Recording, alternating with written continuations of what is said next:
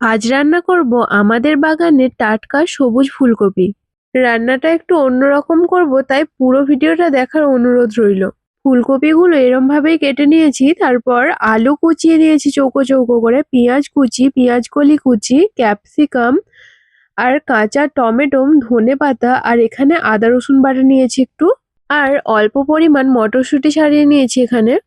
এবার কড়াইয়ে অল্প পরিমাণ তেল দিয়ে ফুলকপিগুলো দিয়ে দিয়েছি। এবার এতে স্বাদ মতো নুন আর হলুদ গুঁড়ো দিয়ে চাপা দিয়ে এটাকে ভালো করে ভেজে নিতে হবে।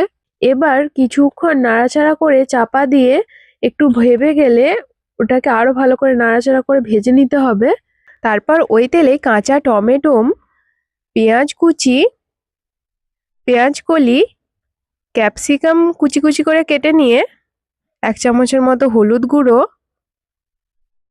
1 চামচের মতো লঙ্কার গুঁড়ো আর স্বাদ মতো নুন দিয়ে কিছুক্ষণ নেড়েচেড়ে নিতে হবে।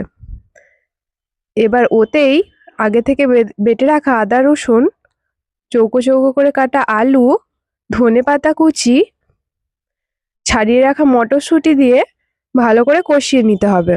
তারপর অল্প পরিমাণ জল দিয়ে ভেজে রাখা সবুজ ফুলকপিগুলো এতে দিয়ে কিছুক্ষণ আরো কষিয়ে নিলাম। এবার ভেজে রাখা জিরে গুঁড়োটা দিয়ে অল্প পরিমাণ জল দিয়ে কিছুক্ষণ ফুটিয়ে নামিয়ে নিলেই রেডি সবুজ ফুলকপির তরকারি।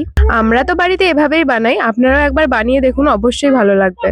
রেসিপিটা ভালো লাগলে অবশ্যই কমেন্টে জানাবেন আর সবাইকে দেখার সুযোগ করে দেবেন। দেখা হবে নতুন একটি ভিডিওতে।